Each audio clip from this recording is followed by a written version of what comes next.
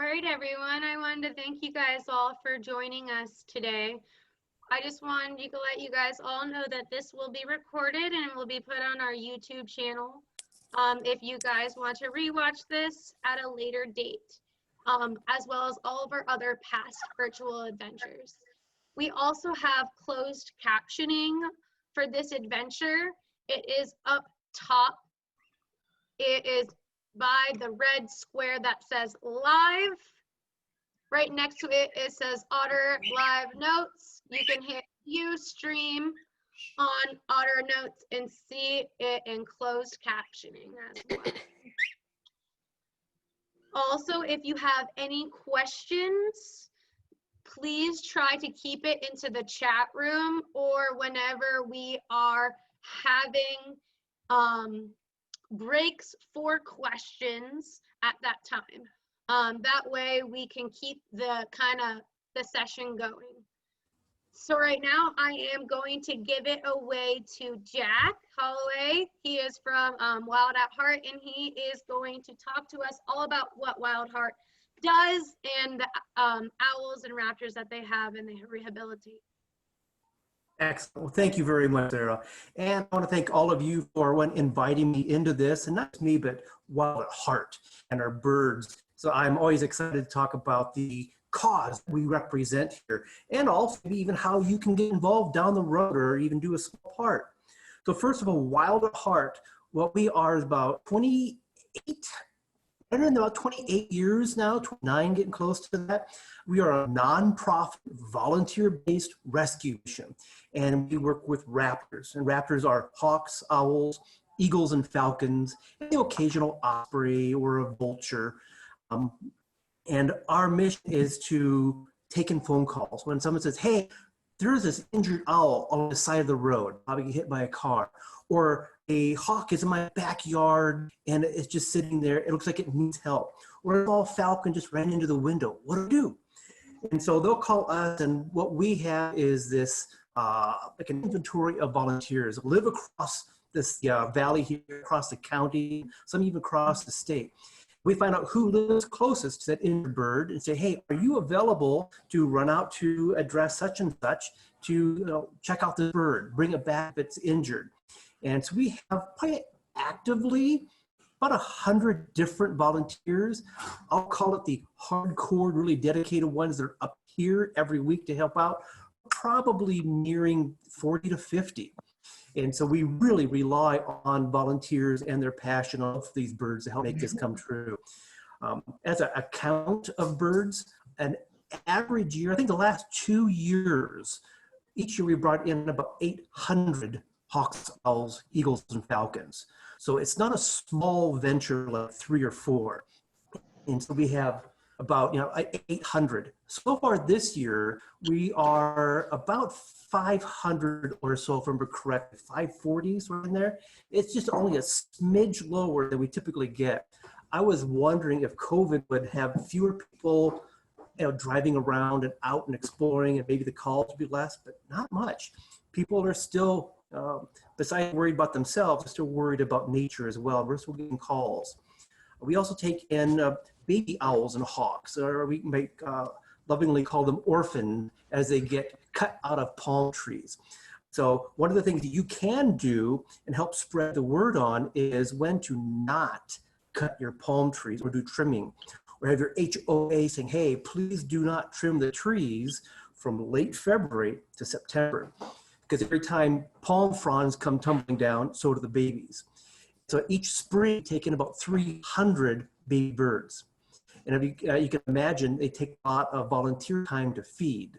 And fortunately, we have foster birds that act as kind of self-volunteers. They take in the baby birds as their own. And actually, I'll be showing one of our owls today. He is one of our foster dad owls, and he is one that helps feed the baby. So the good thing is we don't have to feed every baby every minute of its whole life. We just make sure there's no injury, let it be in a hospital for maybe a week, make sure it's okay, and then we go out and give it to one of the parenting fosters, and they immediately take it on.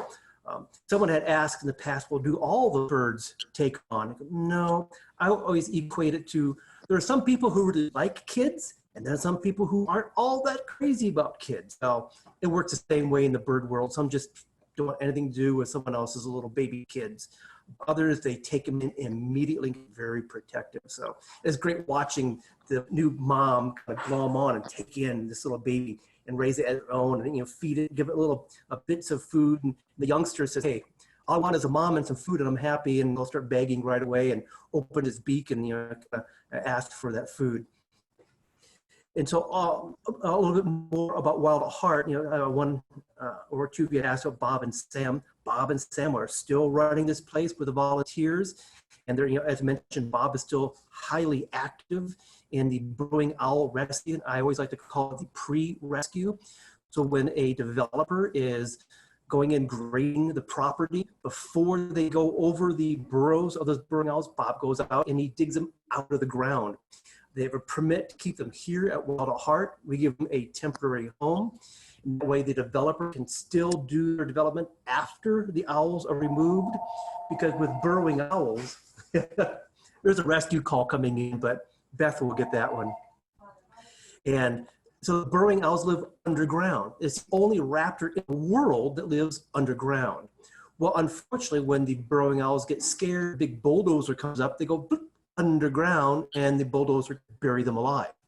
And so we try to prevent that by, take them out of the ground, bring them here, and then with other volunteer groups who open up to the public, sometimes we'll have groups of 30, 40, maybe even 50 people come out and help dig the new burrowing owl artificial homes. And so we'll get our own tractor from a farmer, he'll dig a big pit, and then the volunteers help put up like a big tent. And they'll have a tent 30 feet long and maybe 6 feet high and maybe about 15 feet across the width.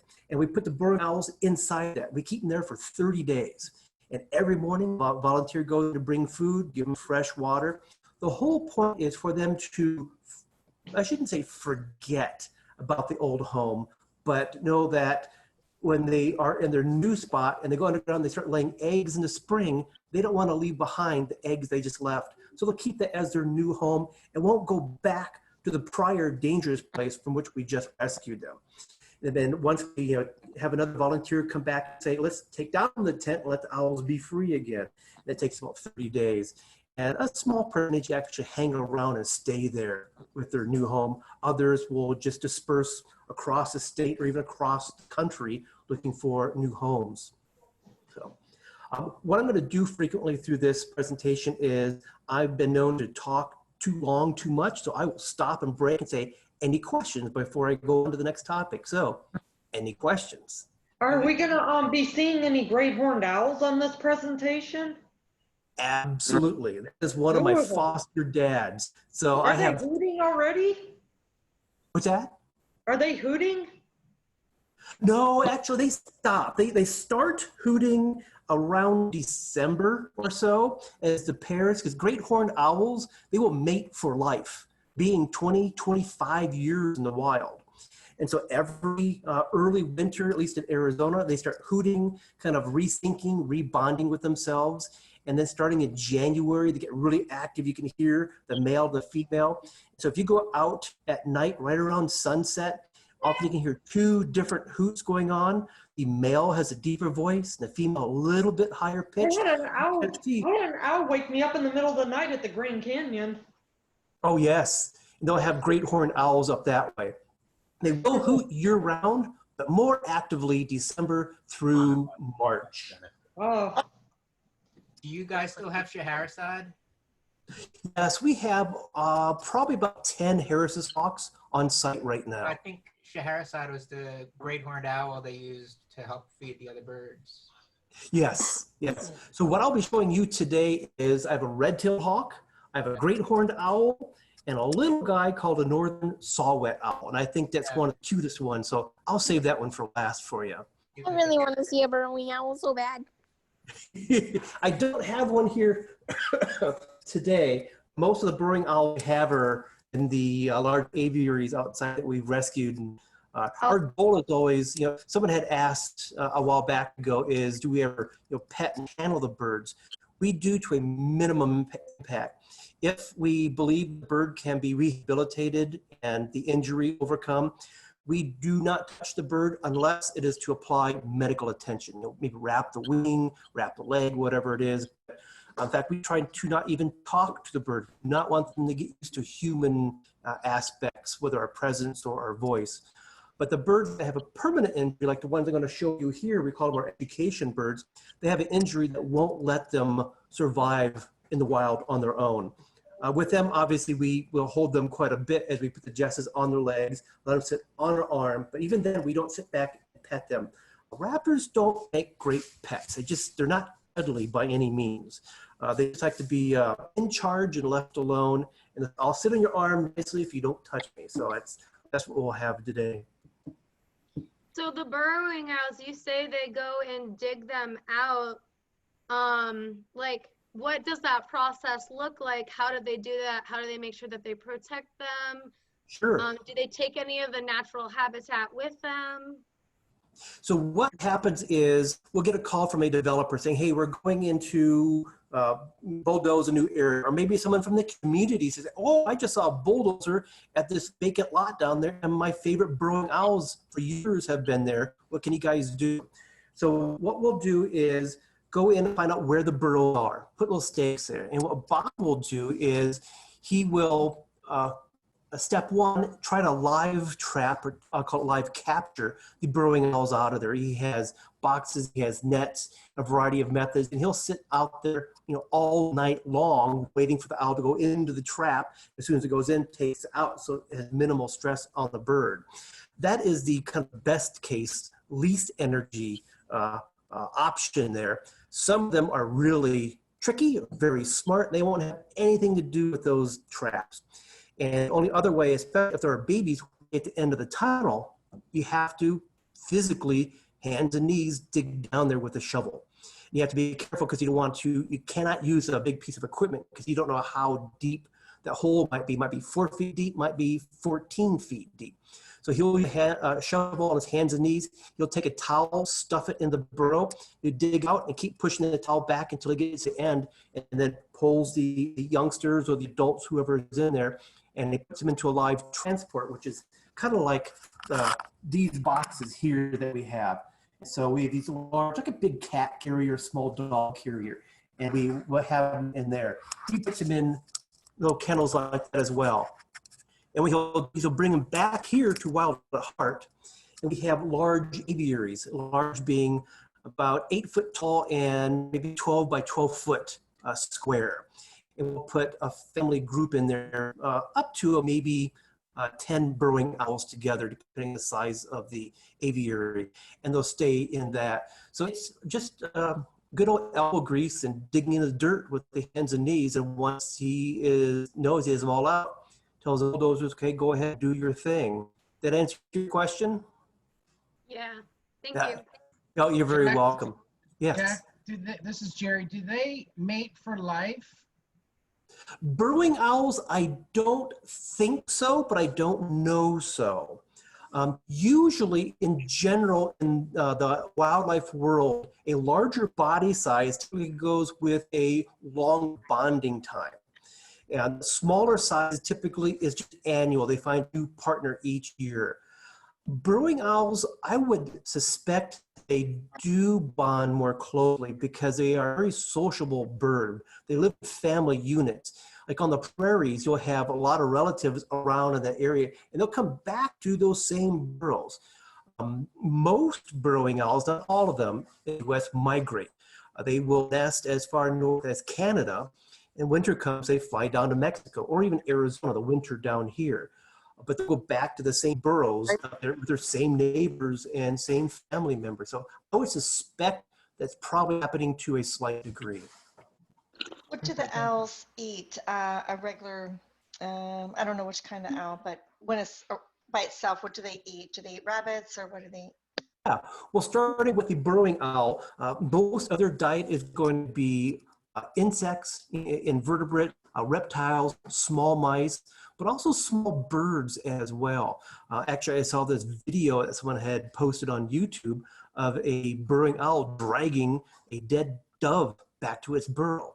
Whether it caught it, killed it, I have a tough time seeing it because that dove is the same size as that burrowing owl. But burrowing owls can be rather cantankerous, so it wouldn't surprise me too much. Or maybe he found it and dragged it back as food. But usually small items. But with a larger one that we'll see here with the great horned owl, their food size is typically a rabbit or a squirrel in size. But they will not hesitate to eat small things, a small mouse. Tarantulas, eat a lot of tarantulas, which are small. Snakes don't eat. As a great horned owl, basically the rule is anything its own body size and smaller is fair game to go after. And of course, a big great horned owl, which is, well, I'll bring it out and you'll see the size of it. Although it weighs only 2 to 3 pounds, it looks heavier than it really is. They can still go after something that weighs 6, 7, or even 8 pounds sometimes. And that's why we tell people is walk outside at night with your little tiny dog on a leash there and watch out for your cats as well, because great horned owls have been known to go after small pets. I heard that. All right. So let's go to a great horned owl because it has come up to mind. So let me show you. Aladdin is his name, and he's one of our foster dads. So I'm going to put my big leather glove on to protect my hand and arm, but also it's for his own benefit. He can sit on my arm much more easily. He has better traction, and I like it when he has traction on my leather glove for my human skin. Okay, buddy. Jack, who gets to name them? How do you? Oh, good question. When I go out and do a rescue, I always try to get the person who called about it, the person who is interested and caring about it, ask them, what would you like to name the bird? Because I want them to get a little bit of attachment and caring about that. I will shamelessly say part of it is to get them attached to it, and maybe they'll donate to help feed the birds. Because we go through about $150,000 a year on just rodent food, the rodents as food. And so like a young owl that comes in March, we're going to keep it maybe over 6 months. That's probably a minimum of $500 of feeding that bird, just that one, until we release it. So letting the person name it gives it that attachment. Sometimes they'll call and say, oh, how is Aladdin, the great horned owl you rescued last week? And I try to leave an envelope with them with our address. They can mail a check or money into us. And I'll write the bird's name on the envelope for Aladdin, and hopefully that kind of gets to do that. So I try to get the public, the person who found the bird, to name the bird. We get some interesting names sometimes. Otherwise, we'll often use a street name where we found the bird, because if it can be released, we do want to return it to the area from which it came, if at all possible. All right, Aladdin, you ready to come out, everybody? Yeah. You're so good, aren't you? Yes, you are. Come on out here, buddy. There. Wow. Okay. Oh, Yeah. Oh, Can I ask you to turn the fan off the ceiling? I was going to do that before and forgot. What's his name? This is Aladdin. Hi. Beautiful. Yeah. Oh, they really are. So let Beautiful me. great horned owl. Yeah, I'm going to try to move my camera here. Maybe a bit better picture for you. So, yeah, he's showing you how he can turn his head backwards here. There we go. There we Oh, go. that's very good. Yeah. And so you can kind of turn your head backwards. I'll give you a pop quiz right now. So here's a pop quiz. How far can an owl turn its head around? Any guesses? Almost completely. About Almost. 340 degrees. 340. I love the specificity. Not 341? Yeah, almost all around. An owl can turn its head 180 degrees, halfway around. Oh, okay. wow. It cannot turn it all the way around, as you might read on the internet, other people. But they are so limber, so quick, gives that visual illusion. They just spun it around like on The Exorcist or something like that. But they can't do that more than halfway. Look over here, buddy. So does he purr like a kitten or a cat? No purring. Usually they're pretty silent unless he's going to hoot. He will do if he gets agitated, which for him is very rare. He's a very calm bird. He'll click his beak. Most great horned owls will go clack, clack, clack, clack, clack, clacking their beak together to let you know they're a little bit kind of annoyed or agitated, like kind of stay back. They have other calls they do amongst each other, a little bit squealing, if they want attention, or if they just kind of a depiction of their mood. So they have a wide range, but you almost never ever hear that because it's not loud enough unless you're up close. So you're very intrigued by that, aren't you? Yeah, so here. You can look into his eyes here. Ooh. How many pounds does Aladdin weigh again? Yeah. So you can see his little ear tufts on top just a little bit. How much does he weigh again? He weighs probably just over 2 pounds. So. Wow. Okay. So the tufts on top are used for not hearing, but for communication between them. And so you see, just barely make out his. His are a little bit ruffled up because he has, slight little, I'll call it a colic in a sense, but they can be used to help kind of ascertain their mood. I can tell if an owl is a bit scared, or if it's annoyed, or if it is confident by how, just like a dog or a horse, you can tell by the ear position, similar on these feather tufts on top of the head. So right now they're kind of laid back. He's just kind of, hey, I've not really been in here before. He's just kind of alert, looking around, but he's still, because he's calm bird, kind of no big deal with him. He's keeping an eye on the cats behind him over there. What was his injury that he couldn't be returned to the wild? Yeah, a wing injury when he's younger. He can fly to a smaller degree, but not perfectly well. And once they get used to humans as well, often they don't stay far enough as way. So some of the birds we have can actually fly. I was just wondering if it will be good enough. And how old is he? About 9? Oops. Froze the camera. I think he is frozen. I am going to call him real quick and see if we can get him back on. He probably just pulled the camera out of the jack. There was a bit of bad audio, by the way, but I don't know if it was But the because owl of mine. kept going into the camera, so. Hi, Binti. Welcome to the virtual Thank you. adventures, I see you. and everybody else. Yes, hello. Hello. Is it Sarah? You want to say hi to Sarah? Hi, Sarah. Hello. Oh, how Hi, cute. Kat. Hello. Hi. Hi, Amber. What have you been doing this summer? Oh, sorry. This is Catherine. I'm Amber. This is Catherine. Hey, Catherine. Hi. Bye-bye. What have you been doing this summer, Catherine? Oh. School. Yeah. Oh, she has a baby. So, Catherine, hopefully we're going to start up kayaking later in probably November. All right. Oh, Hi, Kristen. Hi.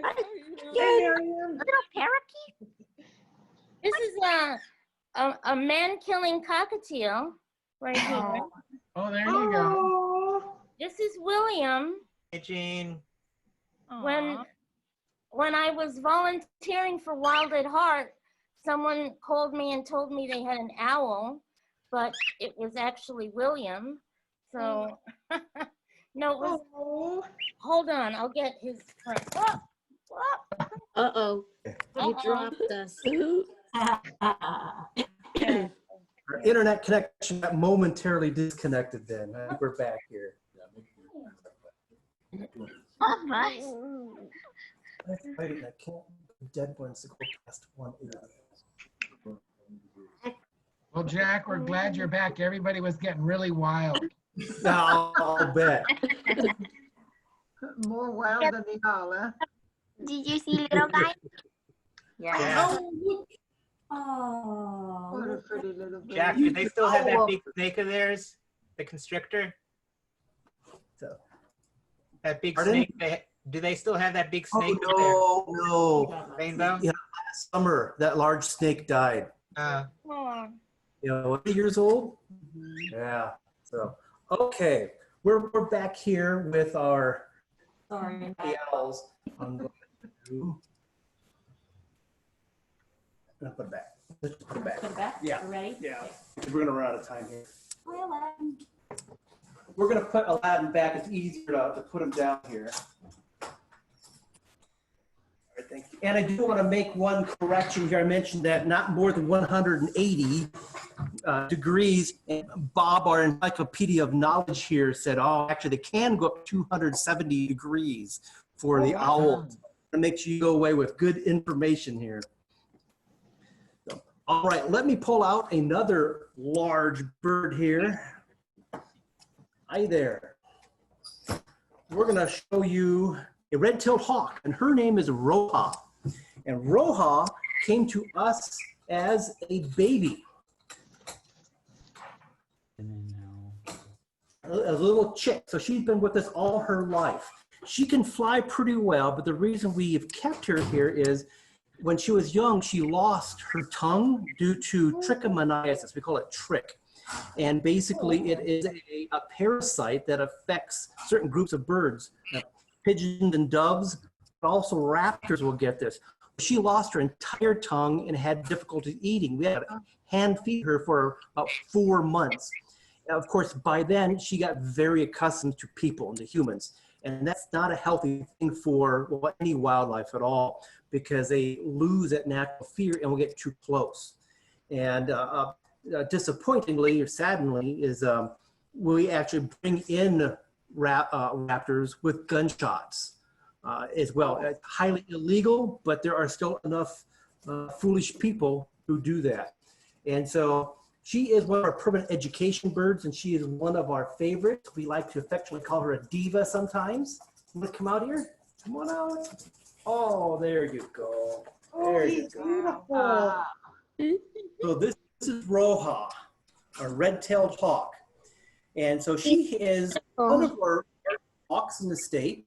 Her wingspan is about 3 feet across, maybe just a little bit more than 3 feet when she's kind of fully flying out there.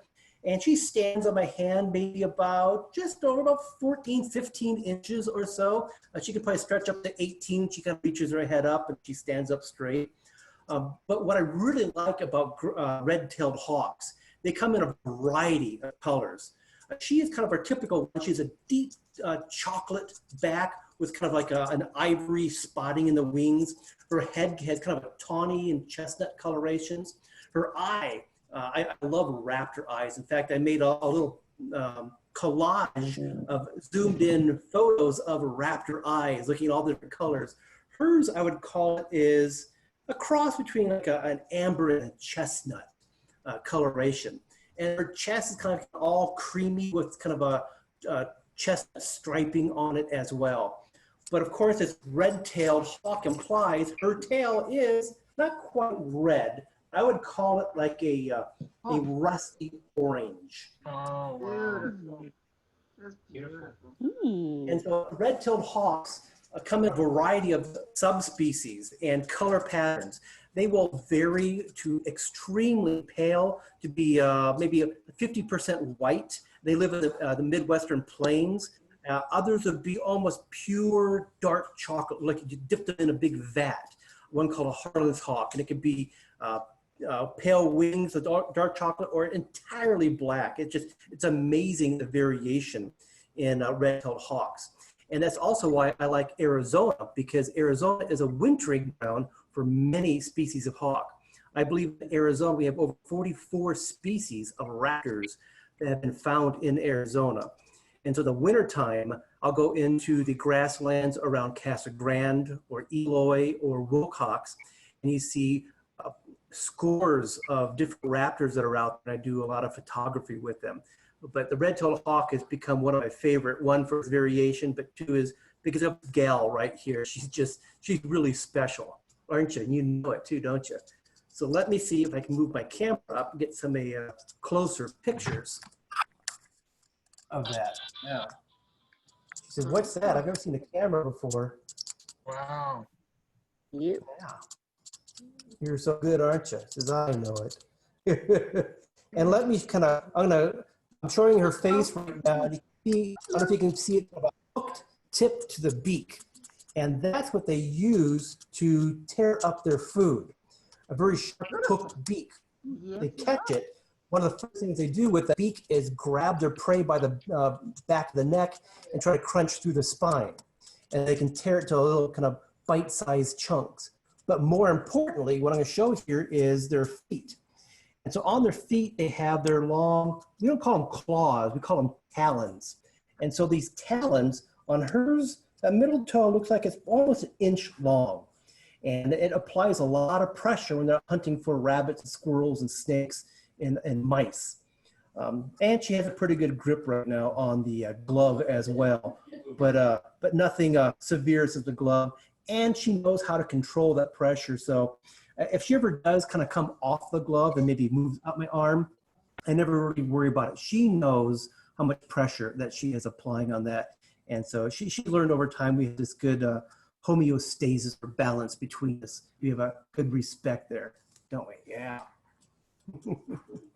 So Jack, what is her diet now with no tongue? Is it all like soft foods or? Oh, so right now, I put my camera back here. So what we feed her, her diet, she has no troubles eating at all, period. In fact, it was discovered that she can feed herself fine. When she was younger, a very unfortunate or not very smart ground squirrel burrowed and dug up inside her aviary and popped out, and she grabbed it and ate it no problem. And that's when we realized, wait, we don't need to hand feed you anymore. You've got this. And so no problem. But that fact in itself really shows the nature, the instinct, how it kicks in. Is she had the zero training ever hunting, raised by hand as a tiny little chick. She's out in the aviary, had never hunted anything.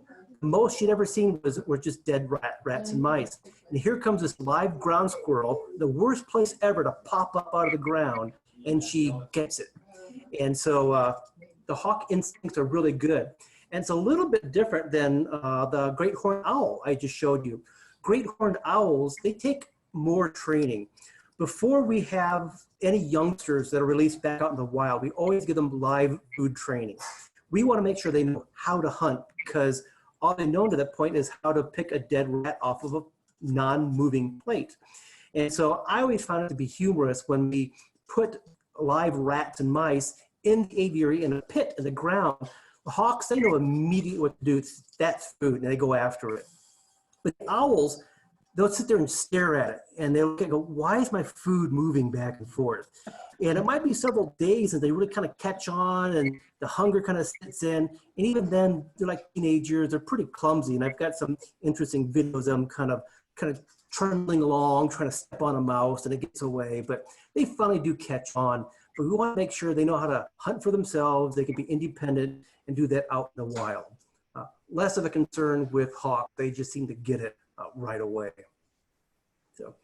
So with this red-tailed hawk, mentioned in Arizona, but red-tailed hawk has the largest range of any raptor that we have in North America, maybe outside of the bald eagle and osprey. They're just as wide, but red-tailed hawks would be up in northern Alaska, across Canada, and they'll nest up there, and they can be found all the way down through Mexico and through the Caribbean. And so it's a very wide range for red-tailed hawks. And that wide range is also what's responsible for giving them a wide variation of their plumages as well.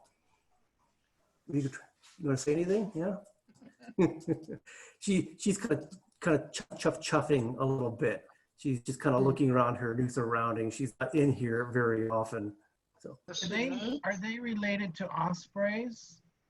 they are a raptor, but in a totally different family of raptors. In fact, ospreys are unique enough that there's a falcon family, there's a hawk family, and an eagle family. Each one of them have dozens of species, some hundreds. The osprey family is one species, period. So every osprey in the world, there's like one species. They're found on every continent but Antarctica. And it's its own unique family. So what makes ospreys so unique. So let's call them cousins. They're related on a scientific level. The nearest they are related is at a higher order. It's called falconiformes. But otherwise, totally different family, different body structure, different foot structure. We have one osprey here, Ike. He's a great bird. Even the foot structure, you look at it, go, wow, it's different. Looks like just 2 toes forward, 2 toes backwards, versus on Roja here, as in most raptors, they'll have their toes, they have 3 toes forward and 1, I don't know if you can quite see it behind, 1 toe, can't quite see it there, it's hidden by the wing. 3 toes forward, 1 toe behind. And most of the raptors are like that. Owls can more easily rotate one of the toes backwards as well. It look like they have 2 forward, 2 back, but most of the time it's going to be 3 forward or to the side on there. Any other questions about red-tailed hawks or ospreys? What's that? Did she mate? Did she have a No, mate? she has no mate. They can, it is possible in captivity, but we do not encourage that. In fact, we're not allowed to let them breed by our licenses. We are allowed to keep them for education purposes if they have a permanent injury like her, or we can keep them for medical improvement, get them put back out in the wild, not to breed and raise more of them. Okay. The only ones that we do that with are tiny little guys. That'll be the next owl I show you. Is about this, it's a little bit bigger than our Fruginus pygmy owls. Fruginus pygmy owls, to my knowledge, Wild at Heart has the only population in the country outside of the Phoenix Zoo that actually has eggs and babies each spring.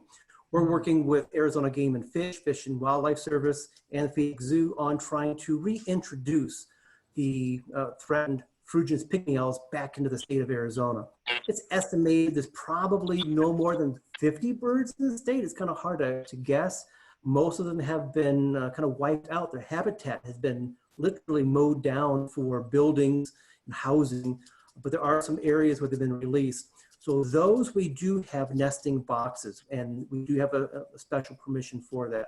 Otherwise, everyone else is, just get them in, get them fixed, and released back out into the wild. Okay, thank you. Do you know if in the past Bob or Sam has ever had a snowy owl come in? No, we have not had a snowy owl. They are not found in the state of Arizona. I think the furthest south a snowy owl has ever got into the U.S. is North Texas. I wasn't sure. I thought Bob told me he found one. Wow. Yeah, it's possible someone in another state, as they're driving to Arizona, see someone for Christmas, may pick one up alongside the road and bring it to us. But that's the odds of that are pretty low. Although it would be extraordinarily exciting to see a snowy owl, but unfortunately, they're not found in Arizona. Jack, Yes. did you know that ospreys, they actually have like little grippies on their feet? They can actually hold their prey with just one little toe.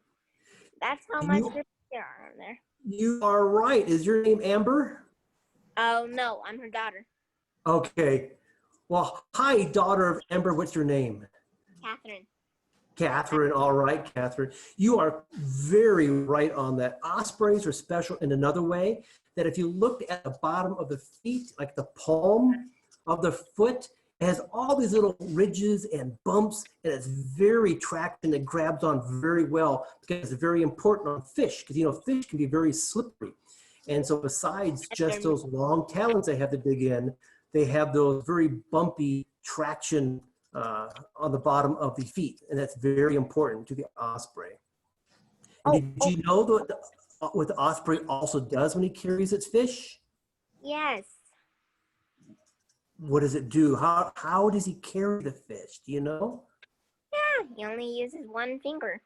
Plus it's He safe used for one, and then once he gets a very good grip on it, what he does, he grabs it and he points it forward so it goes into the wind. That way it's easier to carry. That way it doesn't have all this wind friction.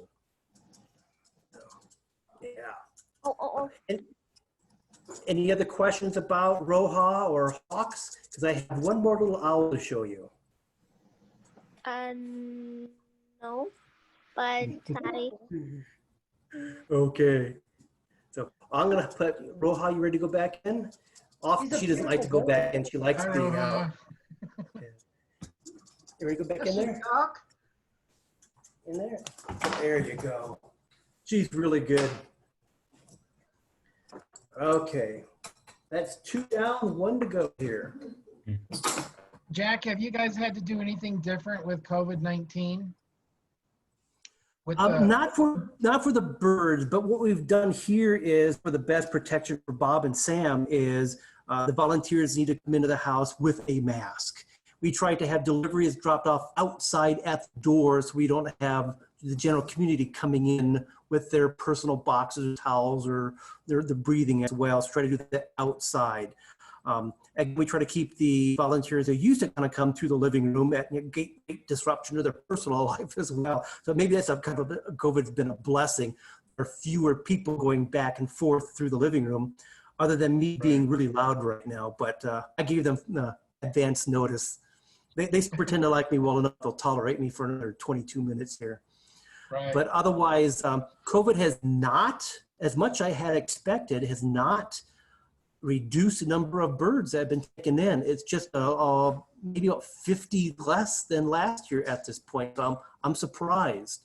I expected to be fewer people willing to do that. So maybe, again, it's just a great testament that our wildlife, our injured wildlife, is just as important to people to rescue that's out there. Right.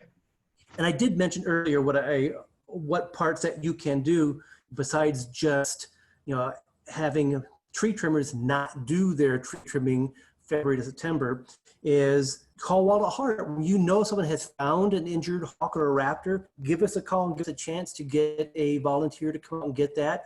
Or say, hey, I can bring the bird up to you, because sometimes it's hard to find a volunteer to go out. We have had maybe slightly fewer volunteers because they're aware of the situation as well. But in all, it has not been a traumatic impact on this. One other thing that you can do is yourself, and a warning to your friends, is do not use, I call them wildlife poisons. People call them rat poisons. It's not true. Rats are not the only thing poisoned by them. When a rat eats that poison, it wanders off somewhere and dies, lays in the yard.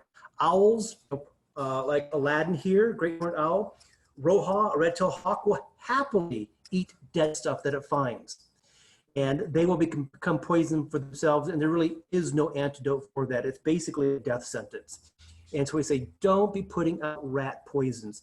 Like barn owls are a natural rodenticide. One family of barn owls easily will eat over 5,000 rodents in a year, easily. And that is free rodent care right there. And so if you can put up an owl box for them, that will help be a more natural, rodent control.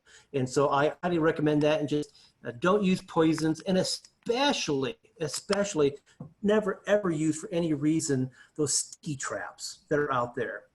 Because sticky traps, people think, oh, I'm gonna get the scorpions to come in. Well, I just got a picture of some other birds stuck in the pad. Birds that come down to try to pick the insects or the scorpions or little lizards out of the glue trap, get stuck themselves. And at best, it's gonna pluck the feathers off the bird. It gets in there, and they often die anyway. It's a tragic way to do that. So never ever tolerate anyone using glue traps out there as well, or poisons. And a similar goes to, I know it's difficult sometimes for people to consider, but people put out pesticides for scorpions and spiders. Well, the elf owls, and one of the little owls I'm going to show you here depend on eating unpoisoned small critters, like little lizards and spiders and centipedes and scorpions. They need those as part of their major diet. When the bugs get poisoned, so do the birds as well. So it's just one more important thing to keep in mind and to pass around to others. With that, let me bring out a solid owl. I even talked to them. They see you if you move. Don't go there. Oh, I thought you wanted to. No, that's it. He is a little teenier than the other ones that you just saw. If you want to leave. No, just for a minute. You want to leave? Can you do that? You can stop. Oh, He's looking up there. Do you want to look over here? He's looking at the ceiling fan that's moving a little bit. Let me get the camera here. All right. See, he's intrigued by the fan looking up there. Can you turn around? There we go. There we go. Oh, he's beautiful. Yeah, he's a cute little guy. You can see his right eye, well, actually his left eye has some damage to that. The pupil is not symmetric. It's a bit off. And usually what happens if they get hit by a car, they get some head trauma or eye trauma. And so besides just an eye, his left wing is broken as well, and that will not let him fly anymore. So he is another permanent resident with us. And my camera keeps flashing in and out, bright and dark, as it tries to adjust the windows behind. I'm sorry. There. So you get a better. How tall is he, John? He is, yeah, thank you. His size, he's a little bit bigger than my hand. He probably stands about 5 inches tall. And his wingspan is maybe about 10, 11 inches. And so these owls, besides eating the little guys like scorpions and centipedes, they are also known bird predators. They eat quite a few birds. They live up in the higher mountains like Flagstaff. They like the pine forests. So basically anything over 5,000 feet, 6,000 feet, right in there and up. And so if you want to see this in Arizona, you got to go up to the White Mountain. Jack, Yes. that owl is as big as my hand. He is. And he's a little guy as well. And what's neat is he is not the smallest owl. We can see that he is barely as big as my hand. The owl is probably the pygmy owl. The pygmy owl is a little bit smaller, but the smallest one in the whole world, do you know what it's called? Nope. Elf owl. So the elf owl is the smallest owl in the world, and the nest right here in Arizona. And so the elf owl is about 2/3 the size of this guy. And so an elf owl, a very tall one, might be 4 or 5 inches. And so they're very light little guys, and they eat exclusively little invertebrates like beetles, scorpions, centipedes, anything along those lines. We need some at our house. I don't want any scorpions by my house. I wouldn't want them around me either. Yeah. And we've actually had several rescues this year of elf owls, and we typically don't get too many. They're just starting to migrate right now. Elf owls do not stay in the U.S.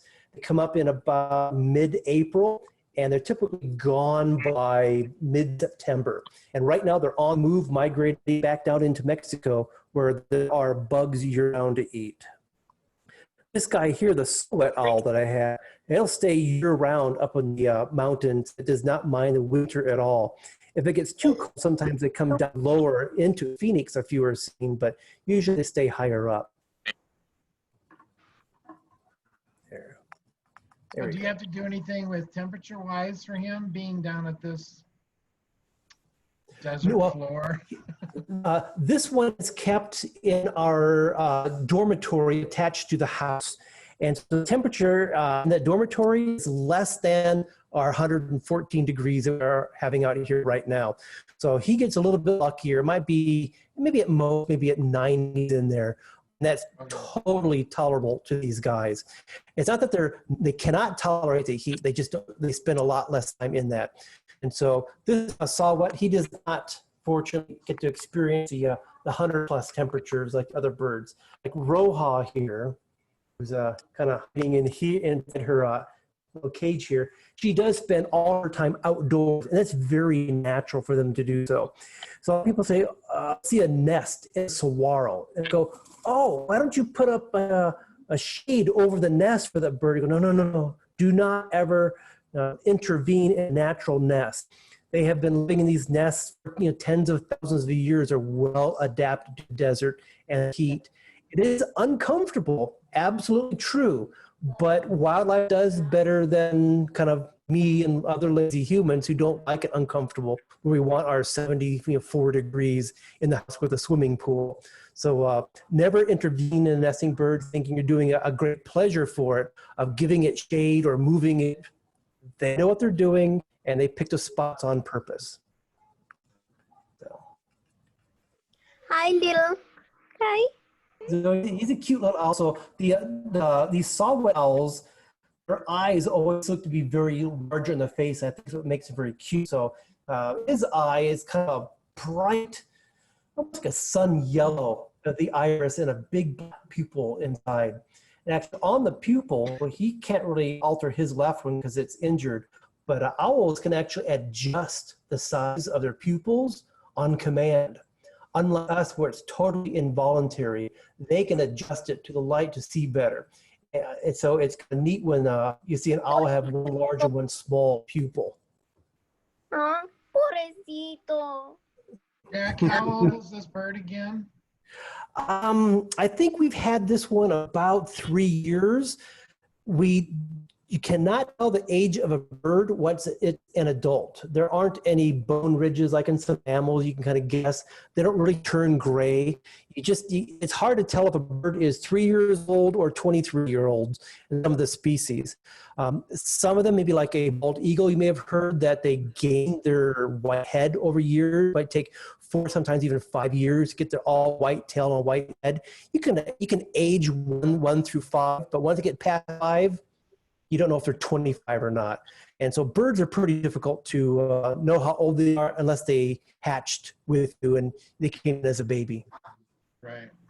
So we've had him for about 3 years, a roll-off for over 20 years. No, going on 20 years. I think she might be 18, 19. I forget how old in there. Wow. So do all these birds that you have there, do they feed more at night or during the day, or does it really matter? I always thought that they fed at night. Yeah, well, the hawks are exclusively daytime. There are no nighttime hawks. But for owls, and this is a good example here, saw-whet owls are partial. They go hunting at night and what's called crepuscular, meaning sunrise or sunset. They like to be around those times as well. So they'll go out and do some hunting in the daytime. Other owls, like burrowing owls, spend a huge portion of the time out in the daytime. That's when they're out. Pygmy owls spend a major portion of their time daytime hunting other birds because they're looking for little birds that come out only during the day. So that's when a pygmy owl will be out as well. They will tend to lean towards the sunrise, sunset better, but it is common to come across these small owls during the daytime.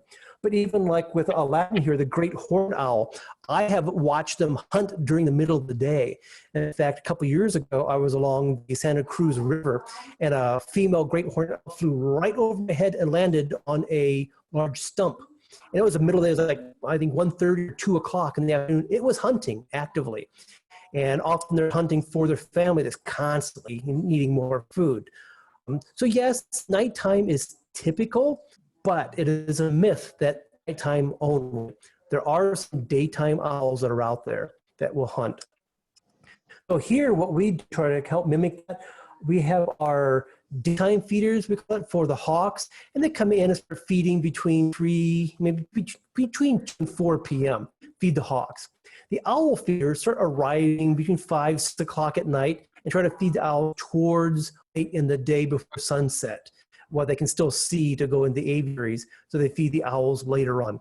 And a lot of times I've noticed the owls haven't touched their food a couple hours later at night. They're still waiting and they'll eat later in the evening. So that can be common as well. Jack? Yes. Maybe this is a dumb question, but what does the hoot mean when an owl does that? Because I would think if they're hunting, why wouldn't they be quiet? Because they're alerting everyone where they are. Absolutely. And very good point. So when they are hunting, they are going to be quiet. The hooting typically does is a couple of things. One, it helps them find each other as a pair. And so especially the great horned owls. In fact, one of the very few, let me see if I can change the position here to keep my camera from blinking. It's getting confused by the lighting there. There, that might help. And so great horned owls will hoot back and forth saying, hey, I'm over here, this is where I am. A lot of it is just, it's how they communicate. They really do communicate. People think, oh, all humans can talk and communicate. That's totally wrong. Probably most species of animals communicate one way or another, a lot vocally. The great horned owls, there's probably at least 7 different types of calls that they have. Some is I'm over here, some is I'm agitated, some is I'm worried, some is I'm really ticked off. And again, you can tell the mood, a human can tell the mood of a great horned owl by the call that it gives off. So they have meetings between each other. But like you said, as soon as it does become hunting time, they're quiet because they're not hunting all day long. They're only hunting for part of the day. How old is this owl again? We've had her for about 3 years. Okay, you've had her for 3 years. But in the wild, they're a long lifespan for a little owl this size. For the saw-whets is pushing it be 8-10. That'd be a mighty old saw-whet owl. In the wild anyway. Is In that the captivity, they live a typical little longer. lifespan for a lot of owls is 8? Well, typically in nature, the larger the body size, the longer the lifespan. And so in owls, a great horned owl can live to be 20, 25 years in the wild, up to 30 or more in captivity. A bald eagle in the wild can be over 40 years old. Supposedly it has been measured over 50. For the smaller guys, we have some screech owls. A long time is going to be 7 or 8 years. Elf owls, because they're smaller, I'm going to guess they're probably going to be under 6 years in a lifespan. I'm going to show the kind of her talons up close here. The talons are shorter, maybe just under a ½ inch long, very narrow, but extremely curved, and they're really sharp too. And so if she got really annoyed, she'd know the best place to put those would be right at the edge of my fingernail. It's where she's really good at finding that because it hurts the most right there. Don't need to worry about other than have the jesses on their legs. Let's see if I can show a jess. Here you can see a little leather leash is attached to the bird's leg. It's soft, it's gentle, doesn't hurt them at all. But what it does is assures a bird isn't going to fly off, hop off, and get away, because we don't want it on the ground and accidentally stepped on when we're out public, and just for the bird's own safety. So this is the time we really touch the birds, is take jesses on or off their legs, because we do not want them to keep them on all the time while they're in the aviary, just out of risk of getting tangled up in something. And uncomfortable as well. As Bob likes to put it, they have it tough enough as it is being injured. We try to keep them as comfortable as possible in the aviaries. So is she the size of that Coke can there? The height? Oh, very good. Let's do that. Let's put her right next to the Coke can here. And so, yeah, she's probably just almost the exact same height as a Coke can. Yeah. You know, I'll try to put her right next to it here. She says, I'm not a Coke can. Yeah, about the same width as a Coke can. When her wings open up, they're probably about 10 inches across, maybe a little bit more. Jack? Yes. Uh-huh. With the owls, like their ears, some owls, they actually, like, one ear is higher than the other. Very good. I'm impressed that you know that. And so if you look at this owl, I watch nature shows.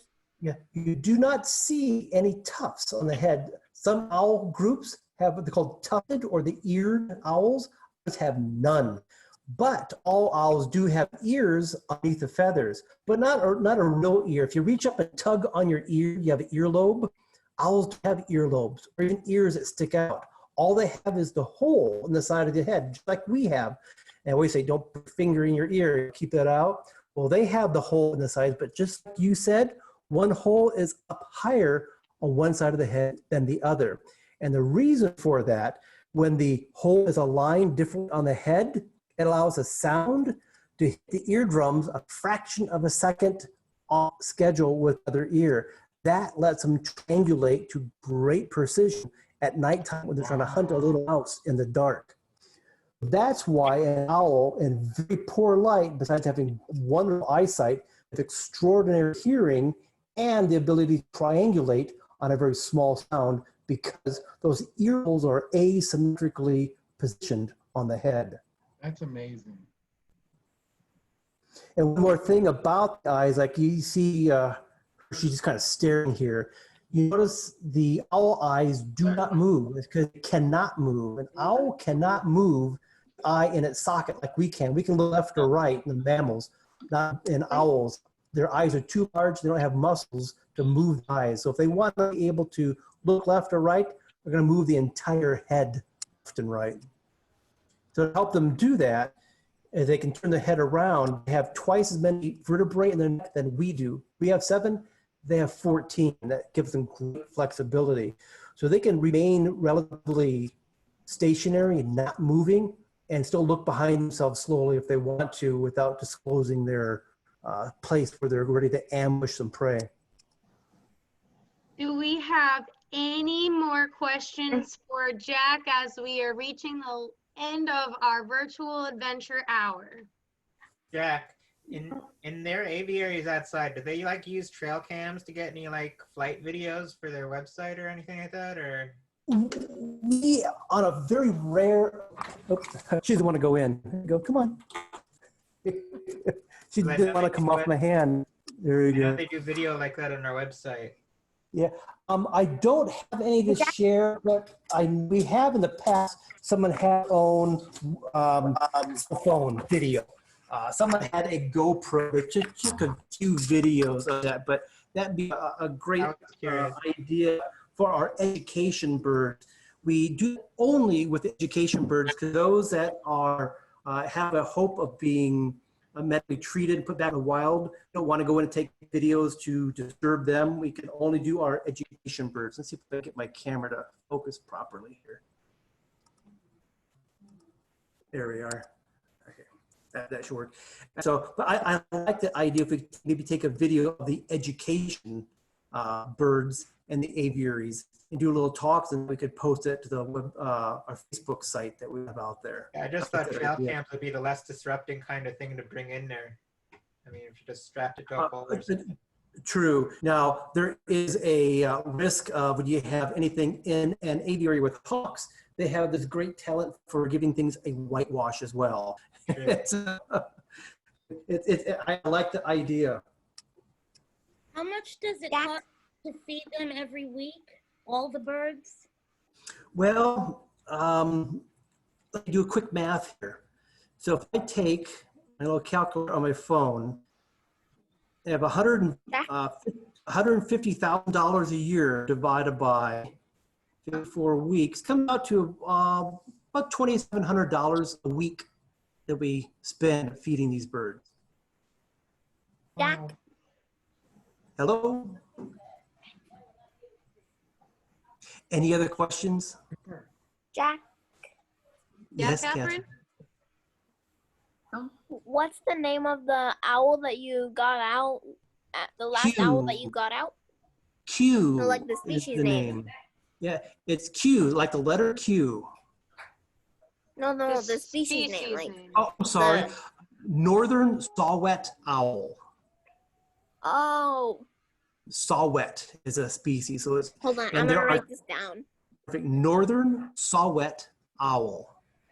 Can you type that in the I got chat? it. So Yeah, that, let me see hey, if I can. Catherine, he's going to type it in the chat room so that you can see it. Well, I don't know how to get to the chat. There should be a button on your Bing? Down below. I don't see it. It looks like a little chat box.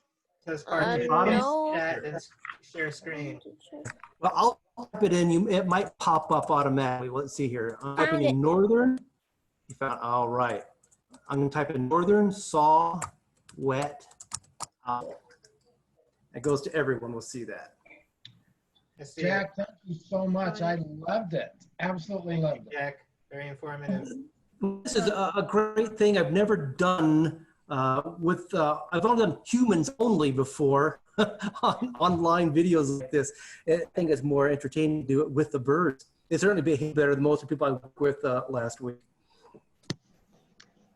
We got one more question, and Yes. then we are going to open it up just for talk for 5 more minutes. How many species of owls are there? In the world, about 238 species of owls. In Arizona, there are 13 species of owls, and 8 of those 13 are the smaller size that we just saw here. Awesome. Thank you, Jack, so much for joining us today. Oh, my This pleasure. was awesome. Bob and and this- Sam, we said hi. This Will will be do. recorded on our YouTube channel. It will also be posted on our website, www.daring-adventures.org, under virtual adventures.